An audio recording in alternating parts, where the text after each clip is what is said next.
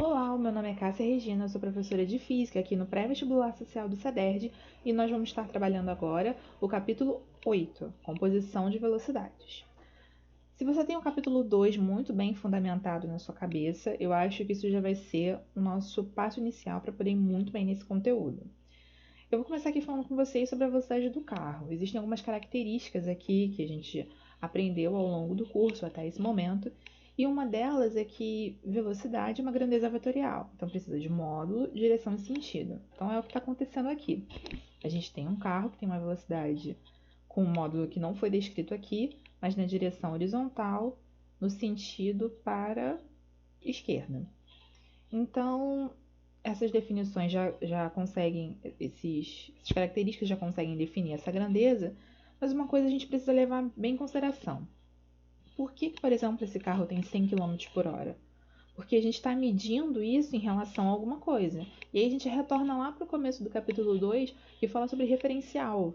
Então, uma coisa que a gente tem que levar aqui nessa figura em consideração, que essa velocidade do carro ela é 100 km por hora em relação à Terra. Então, olhando para essa árvore como referencial, a gente pode dizer que ela está parada, mas como assim ela estaria em repouso?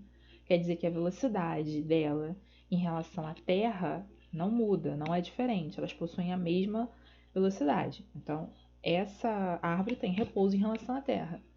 E aí o carro em relação à Terra possui 100 km por hora porque existe essa diferença de velocidade entre eles. E aí a gente começa a definir em relação ao que nós estamos falando que aquilo tem determinada velocidade ou não.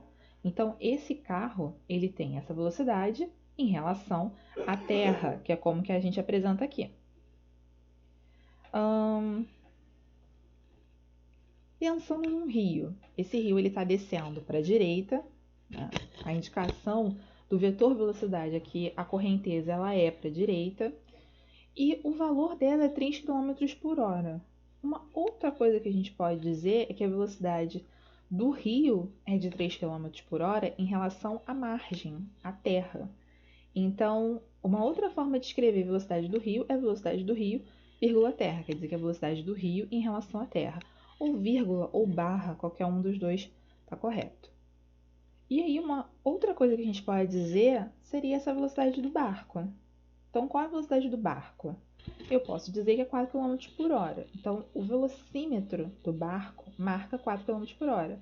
O motor é capaz de dar para esse barco, através da hélice dele, 4 km por hora. Então, pensando o seguinte, a gente vai pegar esse barco e vai colocar rodinha neles. E, em vez de pensar que esse motor dá esses 4 km por hora para a hélice, para poder ela girar, que ela estaria em alto mar, no rio, na praia, não sei, ela vai dar para a rodinha, tá?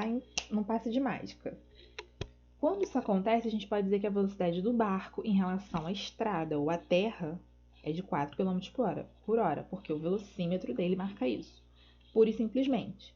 Então, se a gente pega esse barco e coloca ele no rio, em vez de dizer que a velocidade do barco em relação à estrada, como era antes, quando tinha rodinha, passa a ser em relação ao rio, ok? Então, isso em relação ao rio seria a velocidade. Por que mudou de local? Sim, porque mudou de local, tudo bem? Então, o lugar que ele está é o rio. Então, a velocidade do barco em relação a onde ele está, que é o rio, é 4 km por hora. Até aí, estamos indo.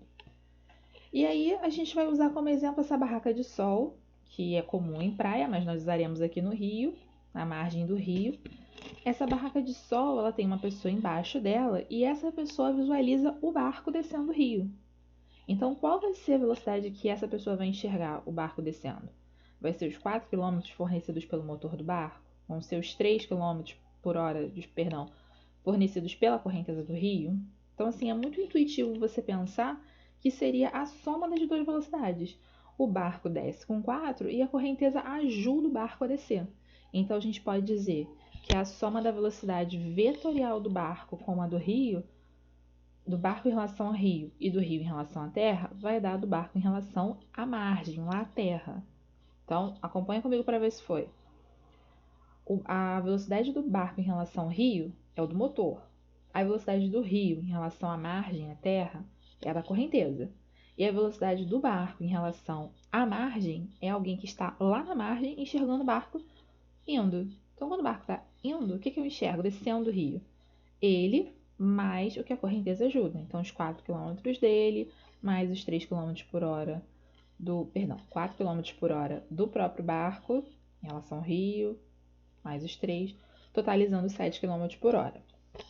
E aí, uma outra forma de fazer é simplesmente uma soma vetorial. Então, vetor mais vetor, dando esse vetor. Não vou repetir os nomes porque eu estou me repetindo demais. E aí, um outro exemplo para você ficar um pouco mais claro seria o seguinte. A velocidade desse homem que sobe a escada pode ser simplesmente dita como a velocidade do homem em relação à escada ou em relação à terra. E se eu disser que vale 3 km por hora, o que os pezinhos dele, né, o que as perninhas podem fazer, podem subir as escadas, você entende que isso é exclusivamente do homem, que a escada em nenhum momento ajudou ele a subir. Por quê? Tanto a estrutura da escada como todos os degraus não se movem nem um em relação ao outro, nem em relação à terra. Então, eles estariam em repouso, velocidade nula. Tudo bem? Então, esse vetor aqui, velocidade do homem, também pode ser chamada velocidade do homem em relação à escada. Se você coloca esse homem numa escada rolante, a estrutura da escada, ela é uma estrutura que não tem a estrutura de baixo não tem variação de velocidade, mas os degraus têm. Eles se movem em relação à Terra, em relação ao nosso referencial que está sendo usado desde lá do carro. Então, a velocidade da escada em relação à Terra muda, deixa de ser 0 e passa a ser 2 km por hora. Então, o homem continua com 3, a escada passa a ter 2. Então, se o homem sobe com 3 e a escada sobe com 2, alguém que está parado aqui do lado de fora enxerga esse homem subindo a escada rolante, que velocidade ele vai perceber? Isso é muito mais intuitivo do que o exemplo do barco, porque é uma coisa que você pode vivenciar muitas vezes. Você está subindo o metrô e aí a escada do metrô, a escada rolante do trem, do metrô, está muito cheia. E aí o que a gente faz? A gente sobe as escadas laterais para poder enfrentar aquele monte de gente um pouco mais rápido. Se é um dia onde está tudo livre, você não tem muitas pessoas na escada, o que você faz? A escada está subindo e você ajuda ela e sobe também. Então, a velocidade resultante, que eu que estou lá embaixo, como se eu estou parado em algum lugar em relação à Terra, enxergo a pessoa subindo, seria da escada rolante, mais a dela em relação à escada, que é onde ela está, dando a velocidade do homem em relação à Terra, algo que está completamente em repouso, ok? Tendo entendido isso, eu sei que a nomenclatura ela fica realmente difícil, você precisa praticar, volta aí, vê de novo, vê se você entende, mas a ideia em si ela não é complicada, realmente é só a nomenclatura que às vezes embaralha um pouco. Agora pensa no barco subindo o rio. O que seria isso subindo o rio? A gente tem ainda a correnteza apontando para a direita, descendo, com o mesmo vetor velocidade, com o mesmo módulo, 3 km por hora. E a gente pega o barco e coloca ele no sentido contrário. Então, uma coisa que precisa ficar clara é o seguinte: em todo momento anterior, eu disse, aqui nesse caso, por exemplo, que a velocidade do rio em relação à Terra aqui era 3 km por hora. Então, aqui botei só o módulo, só o valorzinho. Quando eu estou dizendo que ele está descendo, que ele está indo para a direita, e digo que ele é mais 3, automaticamente eu estou dizendo que para a direita são os valores positivos. Então, pensa no eixo do x. Ele aumenta para a direita, então 0, 1, 2, 3, e diminui para a esquerda. 0, menos 1, menos 2, menos 3. É essa a ideia aqui. Então, a velocidade do barco, vetorialmente, ela é negativa. Então, aqui a gente tem 4 km por hora em módulo. Você não está pensando no sentido, apenas no valor. Mas quando você realiza a soma, o valor já aparece aqui, ó. Quando você vai realizar a soma vetorial, você precisa pensar assim no sinalzinho dele. Então, a gente já deixa isso claro.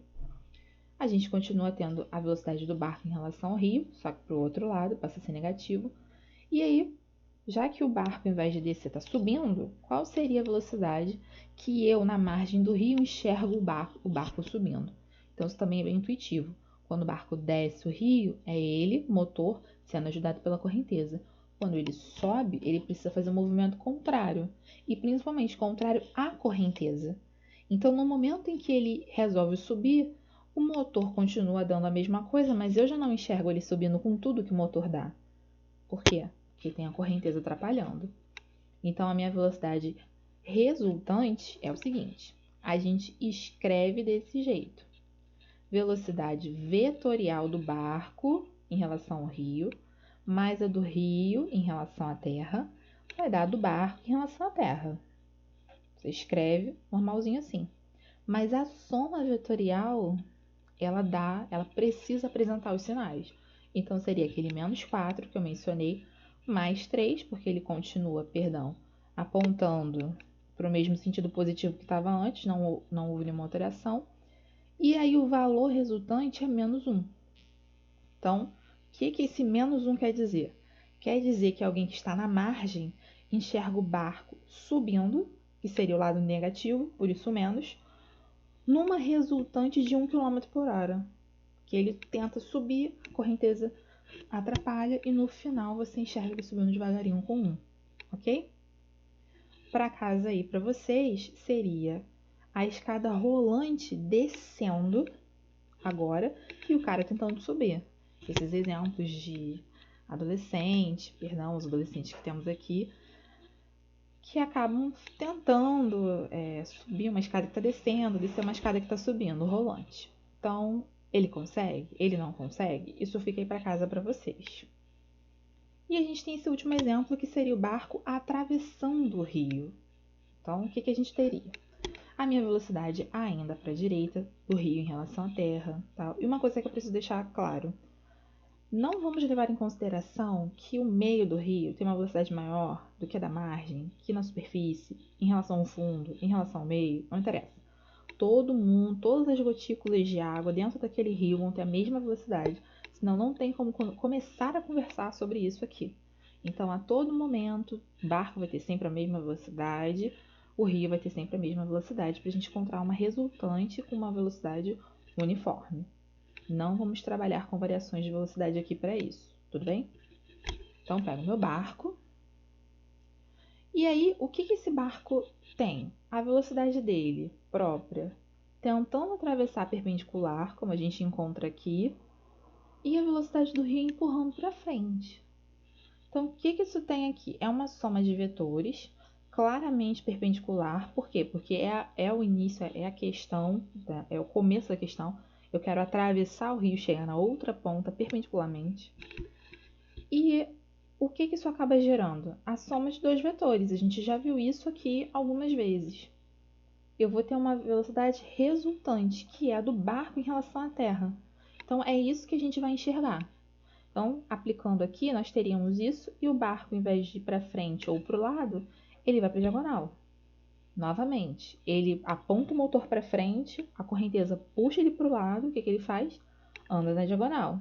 E em vez de chegar na margem logo em frente, ele chega inclinadinho. Você conhece um exemplo disso, que claramente é a praia. Você precisa fazer o que assim que você chegar na praia? Vou entrar no mar. Se prepara e tal. Quando você vai, você olha para trás e grava onde você está.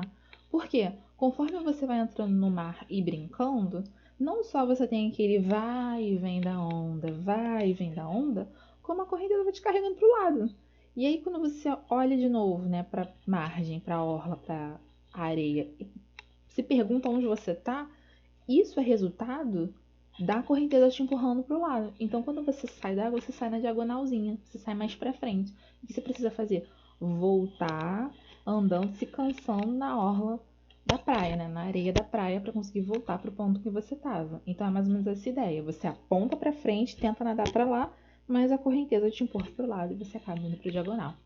Ok? Espero que tenha ajudado. Qualquer coisa, podem me chamar. Ou o professor do polo de vocês. Lembrando, Instagram, cassia.regina.s.